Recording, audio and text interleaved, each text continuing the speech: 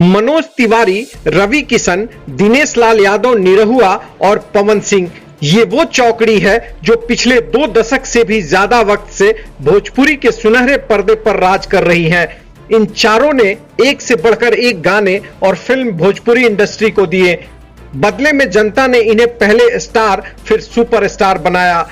इसी स्टारडम के सहारे भोजपुरी के ये स्टार अब सियासत की पीछ पर पार्टी का झंडा बुलंद करने में जुट गए हैं। मनोज तिवारी, रवि किशन और दिनेश लाल यादव निरहुआ पहले ही संसद की दहलीज लांघ चुके हैं। अभिनेता से नेता बनने की कतार में अब भोजपुरी के पावर हाउस कहे जाने वाले पवन सिंह भी शामिल हो गए हैं। एक इंटरव्यू में उन्होंने आरा से लोकसभा चुनाव लड़ने के संकेत दिए हैं। इससे पहले वे बीजेपी के आला नेताओं से भी मुलाकात की है। आपको बता दें कि अभिनेता से नेता बनने की रेस में सबसे पहले भोजपुरी एक्टर मनोज तिवारी शामिल हुए। 2004 में आई पहली फिल्म ससुरा बड़ा पैसे वाला से ही मनोज तिवारी सुपरस्टार बन गए।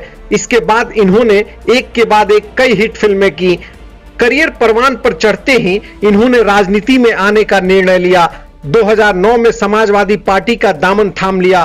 पार्टी की तरफ से इन्हें गोरखपुर से यूपी के मौजूदा सीएम और तत्कालीन सांसद योगी आदित्यनाथ के खिलाफ उम्मीदवार बनाया गया। भोजपुरी के इस स्टार को राजनीति की पहली ही पारी में हार का मुंह देखना पड़ा। इसके बाद मनोज तिवारी का सपा से मोह भंग हो गया। 2013 में इन्होंने भाजपा का दामन थाम लिया। बीजेपी इन्हें यूपी की जगह दिल्ली लेकर चली गई। 2014 के लोकसभा चुनाव में मनोज तिवारी को उत्तर पूर्वी दिल्ली सीट से कैंडिडेट बनाया गया। बीजेपी का दाव कामयाब रहा। मनोज तिवारी लोकसभा पहुंच गए। इसके बाद पार्टी में इनका कद लगातार बढ़ते चला गया। पार्टी की तरफ से इन्हें दिल्ली बीजेपी का प्रदेश अध्यक्ष बना दिया गया। अध्यक्ष रहते हुए इन्होंने 2017 एमसीडी चुनाव में पार्टी को जबरदस्त जीत दिलाई। इसके बाद 2019 के लोकसभा चुनाव में दोबारा ये जीतने में कामयाब रहे। खुद तो जीते ही राज्य की 7 लोकसभा सीट पर पार्टी का कब्जा हुआ। हालांकि इसके तुरंत बाद हुए विधानसभा चुनाव में पार्टी की बुरी तरह हार हो गई। इसके बाद इन्हें दिल्ली प्रदेश अध्यक्ष पद से इस्तीफा देना पड़ा। अब रवि किशन की बात करें तो उन्होंने 2014 में पॉलिटिक्स में एंट्री मारी। कांग्रेस की सीट पर इन्होंने अपने गृह जिले जौनपुर से लोकसभा का चुनाव लड़ा। मनोज तिवारी की तरह ये भी अपना पहला चुनाव हार गए। अपनी पॉलिटिकल यात्रा को आगे बढ़ाते हुए 2017 में रवि किशन कांग्रेस का मुंह त्याग कर बीजेपी में शामिल हो गए। 2 साल बाद 2019 के लोकसभा चुनाव में इन्हें बीजेपी की तरफ से उत्तर प्रदेश के मुख्यमंत्री योगी आदित्यनाथ का विकल्प बनाया गया। गोरखपुर से टिकट मिला और रिकॉर्ड वोट से जीते। निरहुआ के नाम से फेमस दिनेश लाल यादव ने 2019 में राजनीति में एंट्री की। उत्तर प्रदेश के मुख्यमंत्री योगी आदित्यनाथ ने इन्हें भाजपा की सदस्यता दिलाई।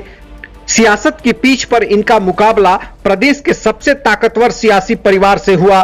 2019 के लोकसभा चुनाव में बीजेपी ने इन्हें आजमगढ़ लोकसभा सीट से पूर्व मुख्यमंत्री अखिलेश यादव के खिलाफ उतारा। मनोज तिवारी और रवि किशन की तरह ये भी अपना पहला चुनाव हार गए। अखिलेश यादव के विधानसभा चुनाव जीत जाने के बाद 2022 में यहां लोकसभा का उपचुनाव हुआ। पार्टी की तरफ से एक बार फिर इन्हें आजमगढ़ से उम्मीदवार बनाया गया। इस बार इनका मुकाबला अखिलेश यादव के चचेरे भाई और सपा कैंडिडेट धर्मेंद्र यादव से था। निरहुआ इस बार यूपी के सबसे पावरफुल सियासी परिवार के लाडले को मात देने में कामयाब रहे। 10,000 से ज्यादा वोट से इन्होंने जीत दर्ज की और आजमगढ़ में भगवा फहराया।